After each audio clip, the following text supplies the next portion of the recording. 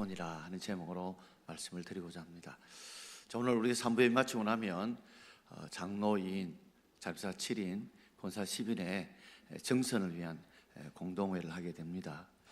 그러면 장로가 되실 분은 어떤 분이 되어야 되냐, 자격과 조건에 대해서는 디모데전서 3장 1절부터 7절까지 기록되어 있는데 오늘 읽지 않았습니다. 그리고 3장 8절부터 13절까지는 어떤 사람이 집사가 되어야 되느냐, 집사의 자격과 조건을 말씀하고 있고, 그리고 여자에 대해서는 여자라고 이야기를 하고 있습니다. 당시에는 권사라든지 여자 집사 20분이 없다 보니 여자들 하고 있는데, 지금으로 말하자면 권사와 집사의 자격과 조건에 해당한다고 볼 수 있습니다. 오늘 말씀을 들으면서 이런 생각을 할 거예요. 아직 나는 집사되고 권사되고 장로될 나이가 아닌데 내가 들을 이유가 없지 않나, 이런 생각 들어도 오늘 내가 앞으로 하나님의 교회 일꾼은 어떤 자격과 조건을 갖추어야 될 것인가 라고 오늘 들으면서 내 신앙을 이렇게 성장시켜 가야 되겠다, 성숙시켜 가야 되겠다 라는 마음을 가지고 오늘 말씀을 들으시면 좋겠고, 이미 중직으로 뽑혀서 섬기는 분들이 있다면 오늘 말씀을 자신을 비추어 보면서 내가 정말 이런 직분에 걸맞게 내가 믿음을 가지고 내가 행동을 하고 살고 있는가 한번 자신을 돌아보고, 좀 부족하다면 다시 한 번 더 우리가 회복하고 다시 한 번 더 분발할 수 있는 그런 기회가 되기를 주의 이름으로 축원드립니다. 사도행전 6장에 보면 당시 초대교회에 장립집사를 7명 뽑았습니다. 우리 장립집사를 장립집사라 하기도 하고 안수집사라 하기도 하는데, 손을 얹어서 안수해서 집사가 되었다 해서 안수집사라 부르고, 장립집사라 긴 장자, 항존직으로 세울 립자, 항존직으로 세워졌다 해서 장립집사라 그렇게 부르곤 합니다. 근데 7명을 뽑을 때 3가지 없는 특징이 나타나요. 첫 번째는 그 7명의 장립사들이 보면 내가 스스로 장립사가 되겠다라고 자원했던 그런 기록이 없습니다. 그리고 7명의 장립사들이 이 짐이 너무 무겁다고 나는 못합니다, 안 합니다 라고 거절한 기록도 없습니다. 그리고 7명 외에 뽑히지 않는 사람들도 있겠지만 그 사람들이 뽑히지 않았던 것 때문에, 피선되지 않은 것 때문에 섭섭하거나 또 시험에 든 일도 없습니다. 왜 교회마다 이 중직 선거를 하고 나면 많은 사람들이 섭섭함을 느끼고 또 이런 시험에 빠진 이유가 어디 있다고 생각이 드십니까? 저는 크게 한 2가지로 생각해 봅니다. 첫 번째는 그분이 되지 않아서 마음에 속은 좀 상하고 마음은 좀 안 좋을 수는 있지만, 그래도 내가 하나님 앞에 부족하니까 나는 더 기도하라는구나, 이렇게 믿음으로 자신을 좀 다듬고 자신을 지금 세워가고 있는데, 옆에 누가 와서 하는 말이, 그래, 저 사람이 안 되고 정말 돼야 될 사람은 넌데 저 사람이 뭐 나은 게 있노, 저래 부족한 것도 된 거 보면 정말 돼야 될 게 당신인데 너무 안타깝다. 섭섭 안 하나? 갑자기 허파에 바람을 넣어가지고 자신은 그걸 믿음으로 잘 받아들이고 있는데 옆에 헛바람을 넣어가 갑자기 시험에 드시는 분들이 계세요. 찬바람이 불면 감기 들듯이 막 시험에 확 드는 거예요. 또 한 가지는 문화적인 측면에 보게 되면 왜 이렇게 중직 선거를 하고 난 뒤에 많은 사람들이 시험에 빠질까? 그 이유 중에 하나가 우리 유교 문화에서 한번 그 이유를 찾아보고자 합니다. 서양에서는 사람들 이름을 부를 때에 이름을 불러줘요. 이름을. 그런데 우리는 이 조선의 500년 이 유교 문화의 이 뿌리가 우리의 정신과 우리의 삶에 알게 모르게 문화의 깊숙하게 침투해 있다 보니까 사람을 부를 때 이름보다는 직분을 거기에 붙여서 불러줘요. 뭐 예를 든다면 구멍가게를 해도 아유 김 사장님, 뭐 박 사장님, 이름이 있는데도 불구하고 거기에다가 직책을 불러줘요. 우리 교회 안에도 뭐 어느 장로님, 어느 권사님, 어느 집사님 이렇게 직책을 부르듯이 또 사범대학을 나오지 않고 학교 선생님도 아닌데 김 선생님, 박 선생님 이래 불러주면 실은 내색을 하지 않아요. 그러니까 이렇게 직책을 불러주는 문화가 유교의 깊이 잔재 속에 남아있다 보니 이 유교의 문화의 특징이 뭡니까? 수직 문화죠. 수직 문화. 그래서 신하가 임금을 잘 섬겨야 되고 자녀가 부모를 잘 섬겨야 되고 제자가 스승을 잘 섬겨야 되죠. 얼마나 좋은 문화입니까? 그런데 또한 유교의 문화를 가만히 보면 임금이 신하를 어떻게 섬겨야 될지, 그리고 부모가 자녀를 어떻게 사랑해야 될지, 그리고 스승이 제자를 어떻게 섬겨야 될지에 대해서는 전혀 언급이 없단 말이에요. 일방적인 수직 문화만 강조하다 보니까 우리의 교회 안에 이 직분도 계급화되어져 가는 경향을 가지고 있다는 겁니다. 그래서 집사보다도 장비사가 높고 장비사보다도 장로가 높다고 하는 이런 이 계급 문화가 우리 속에 있다 보니까 중직이 되지 못하면 내가 능력을 인정받지 못하는구나, 내가 회사 갔다 오면 진급을 못했구나, 이렇게 생각해서 자기 스스로를 비하하게 되고 내가 인정받지 못하는 것 때문에 마음이 속상해서 그렇게 시험을 받고 또 시험을 당한다는 거죠. 사실은 이 직분은 역할의 차이지 계급이 아니잖아요. 그러면 우리 장로님은 우리 집사님보다도 신앙도 더 좋고 인격도 더 좋은 겁니까? 그럴 수 있죠. 그러나 꼭 그런 것만 아니잖아요. 가만히 보면 우리 집사님 중에 목사보다 나은 분들이 있어요. 신앙이나 삶을 보면 참 여러분에 보면 이런 부분은 참 목사보다 낫다, 정말 존경받을 만한 분이다, 이런 분들이 계신단 말이에요. 그렇기 때문에 이 직분이라는 것이 뭔가 더 낫기 때문에 그런 것이 아니라 역할의 차이다. 역할의 차이라는 것을 우리가 분명하게 받아들일 수 있길 바랍니다.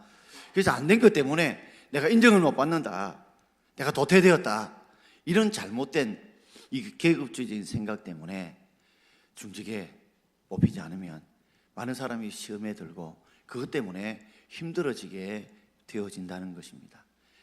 분명한 것은 이 주신 직분은 각자의 역할에 맞게 감당하라고 주신 것인 줄 믿고 절대 마귀의 시험에 드는 자 없고 또 마음에 종되어서 시험을 퍼뜨린 자 없는 그런 우리가 되기를 주의 이름으로 축원합니다. 오늘 집사의 자격이 6가지가 나오고 또 근사, 여자는 근사나 집사의 자격이 4가지가 나오고 그리고 그걸 잘 직분을 감당한 자에게 주시는 복이 나오는데 2가지가 나오는데 전체 12가지입니다. 굉장히 많은 내용인데 제가 짤막짤막하게 설명을 드리도록 하겠습니다. 먼저 집사의 자격과 요건을 보게 되면 6가지가 나옵니다. 디모데전서 3장 8절과 9절 말씀을 함께 읽겠습니다. 이와 같이 집사들도 정정하고 일구이연하지 아니하고 술에 임박히지 아니하고 더러운 일을 함하지 아니하고 깨끗한 양심에 믿음의 비밀을 가진 자라야 할지니 그랬습니다. 자, 오늘 5가지 나오는데 하나하나 먼저 한번 생각해 보려고 합니다. 자, 첫 번째, 정중해야 된다 하는 말은 그 사람의 인격에 대한 부분입니다. 정중해야 된다. 하나씩 떼어주세요. 인격에 대한 부분이에요. 이 정중하다라는 말이 무엇일까요?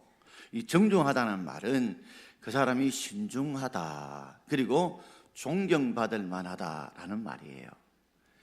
그러니까 그 사람이 말이나 행동에 아주 신중하고 그리고 그 하는 말이나 행동을 가만히 보게 되면 아주 많은 사람에게 신뢰를 받을 만하다라는 말이 바로 정중하다는 말입니다.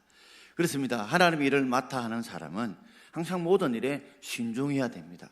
자기의 기분 따라 덜렁덜렁 준비 없이 할 것이 아니고 충분하게 기도하면서 그 일을 신중하게 일을 준비하고 진행할 뿐만 아니라 그 일로 인해서 많은 사람에게 인정과 존경을 받을 수 있어야 됩니다. 일을 하는데 나중에는 인정과 존경을 받지 못한다면 오히려 그 하는 일을 통해서 약이 되지 않고 독이 될 수도 있기 때문에 그 인격이나 그것이 정중해야 된다, 그렇게 말을 하고 있습니다. 두 번째는 말에 대한 부분인데, 말을 하면서 일구이연을 하지 말아야 된다라고 말씀하고 있습니다. 특별히 왜 일구이연에 대한 이 말에 대해서 언급하고 있을까요?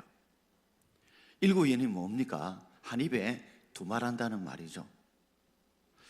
이 남자들의 나쁜 말의 습관 중에 하나가 일구이연이라는 거, 그걸 지적하고 있습니다. 한번 해볼게, 내가 할 수 있다 해놓고 그 일이 좀 힘들어지거나 어려워지거나 그 짐의 부담이 좀 많아지게 되면 내가 언제 그랬노? 해본 말이지, 농담도 못하나? 이렇게 힘들고 어려우면 그 말한 것에 책임을 지지 않으려고 하는 거, 그러다 보니까 다른 사람에게 오히려 더 큰 짐을 지우지게 된다는 말입니다. 그러므로 집사가 된다는 것은 바로 자신이 했던 말에 책임을 지고 그 책임을 이루어 가야 되는 것을 말씀하고 있는 것입니다. 자, 세 번째는 음식의 습관인데 술에 임박히지 말아야 된다. 탈무드에 보면 마귀가 굉장히 분주하고 바빠서 일일이 찾아갈 수 없으면 보내는 게 있어요. 대신 술을 보낸다라는 말이 있습니다. 술이 뭐 잘못된 건 아니지만 술을 인해서 술을 취하게 되고, 술을 취하다 보면 우리가 판단력이 흐리게 되고 잘못된 행동을 하게 되고 품위와 절제 없는 행동과 말을 하기 때문에 술을 멀리하라는 것입니다. 어떤 분은 내가 딱 한 잔만 먹고 딱 두 잔만 먹는다는데, 대부분 많은 사람이 딱 한 잔, 딱 두 잔에 그치지 못하고 한 잔, 두 잔 하다 보면 나중에는 취하게 되어지고, 그러다 보면 나중에는 사람이 술을 먹다가 나중에는 술이 사람을 먹는 일들이 벌어지게 됩니다. 잠언 23장 31절에 보면 술은 아주 보지도 말라고 그랬어요. 그러니 아예 우리가 충분히 이길 줄 생각하지 말고 멀리해야 합니다. 임박히지 말아야 된다는 말은, 인이라는 말은 순 한글자로, 한글시로 우리는 버릇이라는 뜻이고, 임박힌다는 것은 그게 배인다, 그게 전염된다, 그게 중독된다는 말이에요. 그러니 술이라는 것은 우리도 알게 모르게 우리로 하여금 그게 스며들게 하고 배이게 만들고, 그게 나를 우리를 중독하게 만들어서 우리를 넘어뜨릴 수 있는 것이기 때문에 우리가 그 음식 중에서 이게 술에 임박히지 않아야 된다라고 세 번째 말씀하고 있습니다. 자, 네 번째는 더러운 일을 탐하지 말아야 된다. 물질에 대한 부분입니다. 아무래도 이 장비자는 재정을 다루는 일들을 하게 되어지고, 또 우리 교회에서도 모든 재정 청구를 하면 이 장비사가 청구서를 올리고, 우리 장로님들이 그 모든 청구나 이 모든 내용들이 제대로 잘 올려졌나 감독하는 기능, 그래서 위원장으로 사인을 하게 되어집니다. 그러다 보니까 이 돈 문제와 가까이 하다 보니 더러운 일을 탐할 때가 있습니다. 내가 아는 사람이 있다고 해서, 또 어떤 때는 또 이 계약서를 잘못 쓴다든지, 또는 재정적인 부분에서 혹 내가 흑심을 품는다든지, 이렇게 더러운 일을 탐할 수 있는 일이 생길 수 있기 때문에 항상 물질에 깨끗한 사람, 물질에 깨끗한 사람이 이 장사를 해야 된다는 것입니다. 재정을 맡다 보면 혹시나 내 사업이나 어렵다 해서 교회 돈을 함부로 뺐다가 이었다가, 이런 일은 절대로 해서는 안 되는 일이죠. 그렇기 때문에 항상 더러운 일을 탓하지 않고 탐하지 않고 물질이 깨끗한 사람이 장사가 돼야 된다라고 말씀하고 있습니다. 다섯 번째는 우리 마음과 믿음에 대한 이야기인데, 깨끗한 양심에 믿음의 비밀을 가진 자라 한다라고 말씀하고 있습니다. 여기 왜 깨끗한 양심을 이야기하고 있을까요? 여기에는 더러운 양심도 있다는 말입니다. 사람의 양심이라는 게 예수를 믿든 믿지 않는 사람이든지 간에 적어도 해야 되지 않을 일에 대해서는, 말에 대해서는 항상 이 양심이 한번 보초 역할을 해주잖아요. 근데 이 양심도 정말 타락하고 변질되어지면 더러운 양심이 되어버립니다. 여러분, 처음에 깨끗한 옷을 입을 때는 혹시 먼지 묻을까봐, 혹시 어디 더러운 데 부딪힐까 조심하지요. 근데 이리 때 묻고 저리 때 묻으면 이왕 때 묻은 거, 이런 생각을 가지고 그저 마음에 긴장감이나, 그리고 마음에 우리가 좀 조심해야 되겠다는 이런 경계심을 놓쳐버릴 때가 있잖아요. 처음에는 우리가 직분을 받을 때 깨끗한 양심을 하다가 시간이 점점 지나다 보면 우리도 모르는 사이에 더러운 양심이 생길 수 있거든요. 그렇기 때문에 혹시 우리가 얼굴이 더러워지거나 옷이 더러워지면 어떻게 해요? 세수를 하거나 반드시 세탁을 하듯이 늘 깨끗한 양심을 가질 수 없기 때문에 깨끗한 양심을 가지기 위해서 날마다 회개하고 기도할 수 있는 그런 자가 되기를 바랍니다. 왜 하필 깨끗한 양심에 믿음의 비밀을 가졌다고 말씀하고 있을까요? 여러분, 믿음은 어디에서 믿음이 잘 성장할 수 있을까요? 바로 깨끗한 양심의 토양 위에서 믿음이 성장할 수 있습니다. 더러운 양심에는요, 회개하지 않는 마음에는요, 제대로 말씀이 떨어져도 좋은 옥토가 아니기 때문에 믿음이 성장을 하지 않습니다. 아무 토양에도 씨가 떨어지면 자라는 게 아닙니다. 길가나 돌밭이나 가시밭에는 아무리 좋은 말씀의 씨가 떨어져도 열매를 맺지 않아요. 좋은 마음밭에 거기에 말씀의 씨가 떨어져야 열매를 맺는 것처럼 깨끗한 양심 위에 말씀의 씨가 떨어질 때에 믿음이 성장하게 될 줄 믿습니다.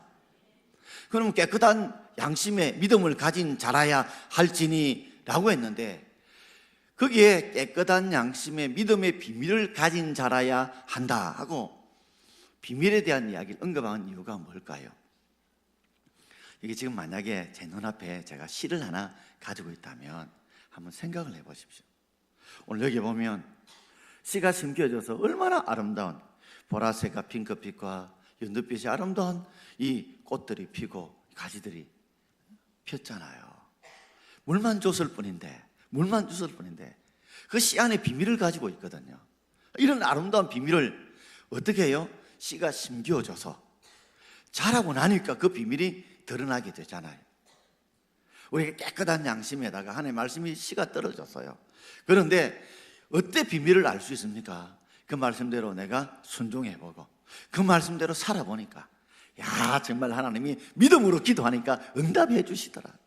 어떤 삶의 문제에도 하나님이 지혜를 주시더라. 함께 주시더라. 내가 이 삶의 어려움 속에서, 이 고난 속에서 그 하나님을 내가 만났다. 그 사람이 바로 믿음의 비밀을 아는 자요, 깨우친 자지요. 그러니 깨끗한 양심에다가 믿음을 아는 것으로 거치지 않고 말씀을 듣는 것으로 거치지 않고 말씀에 실천하고 순종해서 그 말씀의 비밀들을 체험하는 그런 사람이 바로 집사가 되어져야 된다라고 말씀을 하고 있습니다. 8절과 9절까지는 5개가 나오는데 그 다음에 건너뛰어서 우리 11절 말씀을 우리 함께 12절 말씀을 읽어보겠습니다. 바로 가정에 대한 문제죠.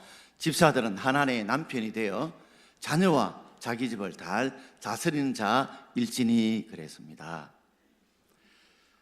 수신제가 치국 평천하라는 말 여러분 아시잖아요. 수신, 먼저 자기를 닦고 그 다음에 제가 가정을 잘 다스리고 그 다음에 나라를 다스리고 그리고 천하를 평정할 수 있다라는 말처럼 먼저 우리가 남을 다스리고 남을 이끌기까지 전에 자신을 잘 다스려야 되고, 그리고 자기 공동체를 잘 다스릴 수 있는 자라야 전체를 잘 다스릴 수 있다라는 말씀입니다.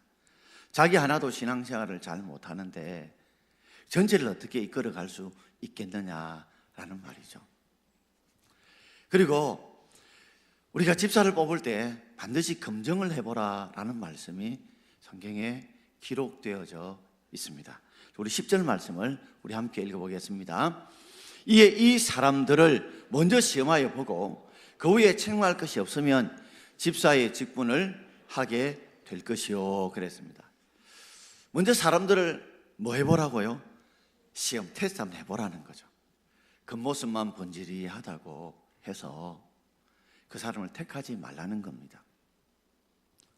한번 검증을 해봐서 그 후에 책망할 것이 없는 사람을 뽑아야 된다는 것입니다. 뭐 우리 가족이니까, 우리 친지니까, 우리 잘 아는 사람이니까, 우리 한 공동체에 있으니까 그런 겉모습만 보고 우리가 택하다 보면 나중에는 더 큰 문제와 어려움들이 생길 수가 있습니다. 우리가 이 직분을 맡았다는 것은 하나님의 사명을 맡은 것이고 여러 사람들, 늘 교회 일을 맡은 것인데 이를 잘 치루어서 하나님께는 영광이 돼야 되고 우리 모든 공동체 유익과 덕이 돼야 되는데 그런 검증 없이 우리가 뭐 아니까 등등 이렇게 그 사람을 뽑다 보면 나중에 책망할 일들이 생길 수가 있다는 것입니다. 적어도 우리가 장립지사라면 철저하게 하나님 앞에 11조를 할 수 있어야 됩니다.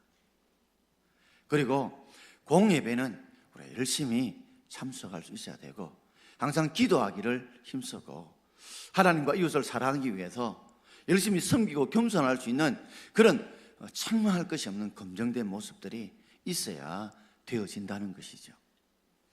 자, 그래서 오늘 집사의 조건을 우리가 6가지 생각해 보았습니다.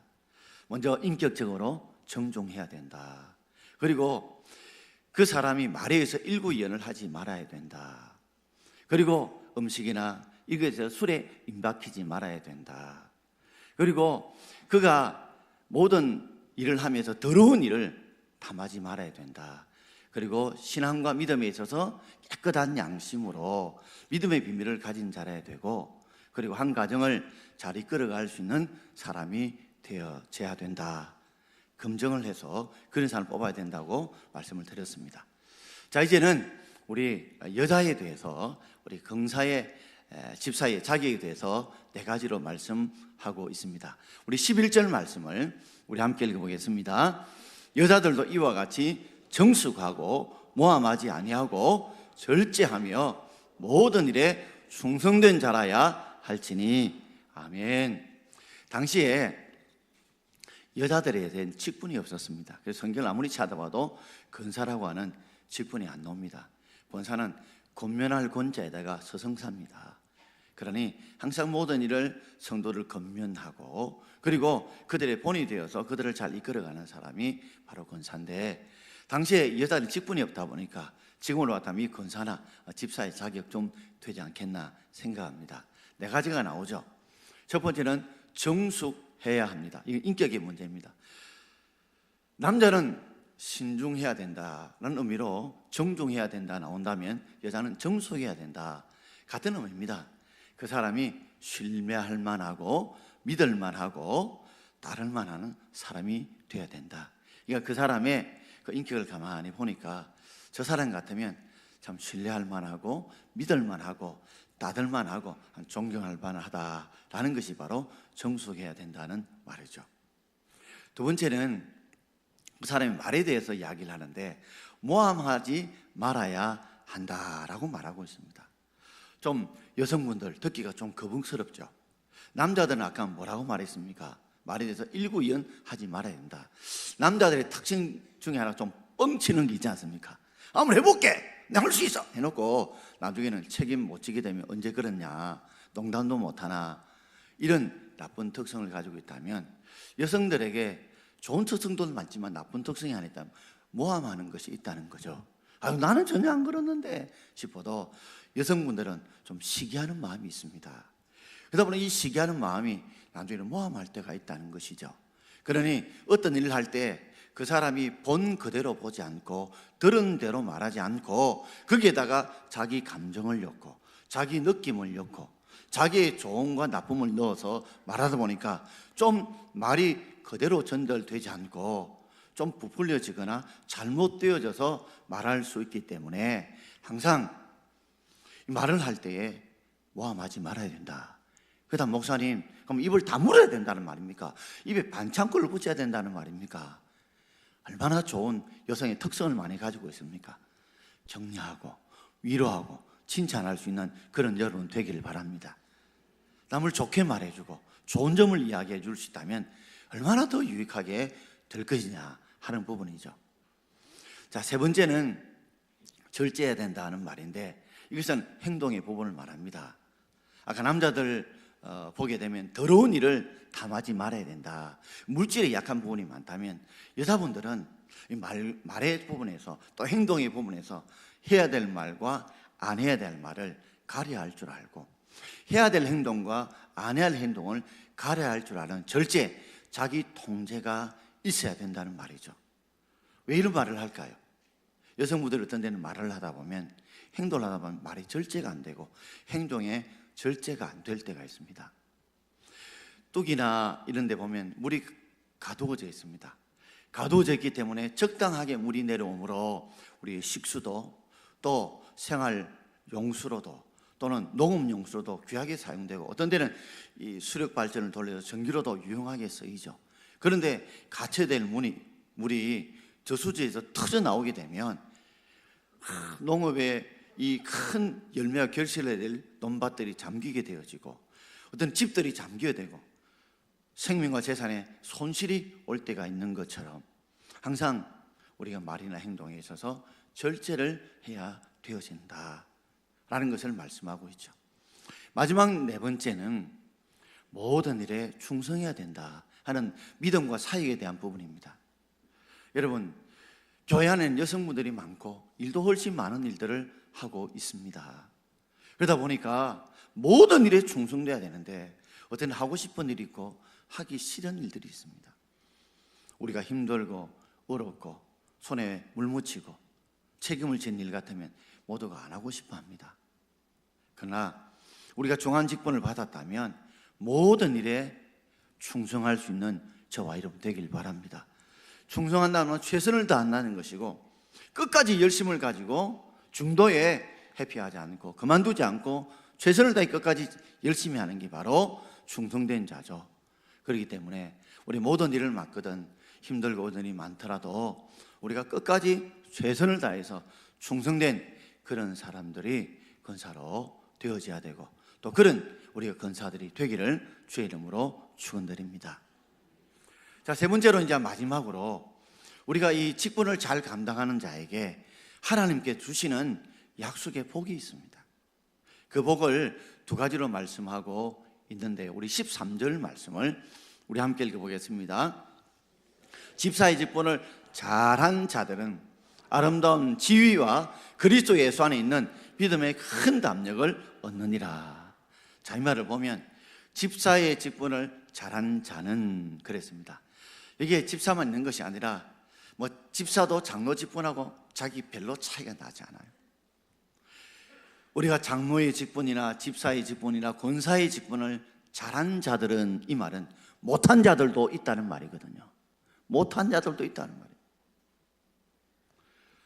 그 직분을 잘해야 되는데 못한 자들도 있습니다. 그러다 보면 얻는 것이 아니라 잃을 때가 많아요. 그러나 우리가 주어진 직분을 잘하게 되면 얻는 것이 있는데 두 가지 얻는 게 있습니다. 한 가지는 아름다운 지위를 얻고, 또 한 가지는 그리스도 예수 안에 있는 믿음의 큰 담력을 얻을 수가 있다는 말입니다. 아름다운 지위라고 하니까, 이 지위라는 말은 올라가는, 계단 올라가는 걸음이라는 뜻이에요.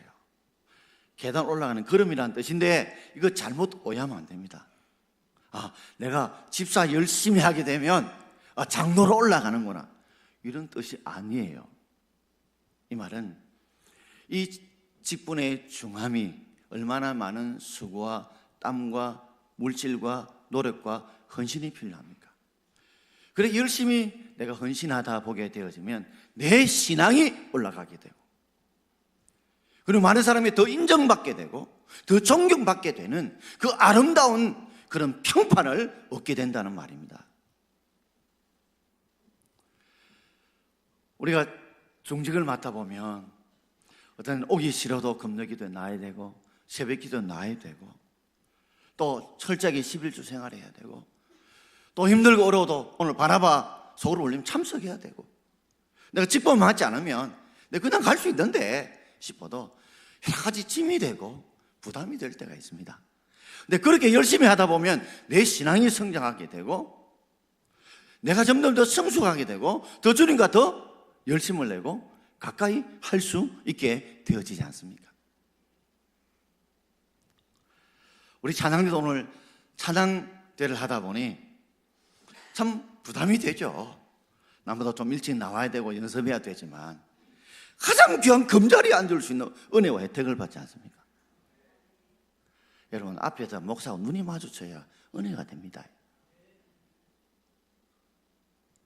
딴 데 쳐다보고 있으면요, 뭐 제 지금 안 봐도 이 뒤에 봐도 됩니다. 누가 눈이 마주쳐야 거기서 이 은혜가 말씀이 전달이 되는데, 그런 면에서 얼마나 복되고, 또 찬양을 부르면서 내가 먼저 은혜 받고 이 말씀을 들으니까 더 큰 은혜가 되죠. 그런데 그보다 더 힘든 직종이 하나 있습니다. 교사입니다. 주일학교 교사는요 더 힘들어요. 오늘 찬양대원들 적게 오면 제일 신경 쓰는 사람이 지휘자입니다. 팀장, 찬양위원장님 가슴이 조마조마합니다. 누가 안 왔는데 자리가 비었는데 신경이 많이 쓰이죠. 근데 찬양대원은 자기만 그 자리에 열심히 참석하면 되고, 혹시 잘못 부르고 안 부르고 립싱크해도 됩니다. 그런데 교사들은 입을 다물 수가 없어요. 어쨌든 또 기도해야 되죠. 했는데 뭐 하나님 아버지 주여 믿습니다, 바라고 원하고 기도합나니 말도 막 꼬이고 혓바닥도 꼬이고 막 힘든 데다가 애들이 한둘이 안 오면 막 부담이 막 돼요. 제 시간 안에서 공과 공부를 마쳐야 되는데 늘 공과 공부를 못 마치고, 주일날 애들이 안 오면 내가 토요일날 전화하고 기도해야 되는데 내가 못 했다고 막 자책을 느끼다가 다음 주 또 그럽니다. 그러니까 막 주일날 교회에 막 자책감이 들고 부담이 들어서 안 하고 싶은데, 그러다 보니까 힘들도 어렵지만 교사하다 보니까 기도도 열심히 하게 되고 성경 말씀도 더 연구하게 되다 보니 내 신앙이 성장하고 성숙하게 되는 아름다운 지혜를 얻죠. 또한 그리스도 예수 안에 있는 큰 담력을 얻습니다. 어떤 데를 큰 짐을 맡다 보니 부담도 되고 어려움도 되지요. 그런데 이전에는 뭘 맡지 않을 때는 뭐 큰 부담이 없으니까 없었는데, 큰 짐을 맡고 큰 부담을 맡다 보니까 하나님 도와달라고 믿음으로 기도하게 됩니다. 하나님 도와주세요, 내게 지혜를 주세요, 능력을 주세요 라고 하나님께 매달려 기도하게 되어지고, 기도하다 보면 하나님이 정말 믿음으로 기도할 때 내 기도에 응답하시는 거 체험하게 되고, 정말 하나님께서 내게 지혜를 주셔서 정말 꼬인 문제가 풀려지고, 기도하면서 하나님이 함께하는 걸 깨닫게 되니까 이제는 그리스도 안에서 믿음의 큰 담력을 얻어요. 어떤 일을 맡겨줘도 뭐 내 혼자 하는 것이 아니라 하나님이 함께 하실 것이고, 하나님이 능력 주실 것이고, 도와주실 것이고, 지혜 주실 걸 나는 믿습니다 하니까 좀 힘들고 어려운 일이 있더라도 머뭇거리지 않고 정면 돌파해가는 큰 담력을 얻을 수 있는 것도 직분을 잘 감당할 때 주시는 은혜와 복인 줄 믿습니다.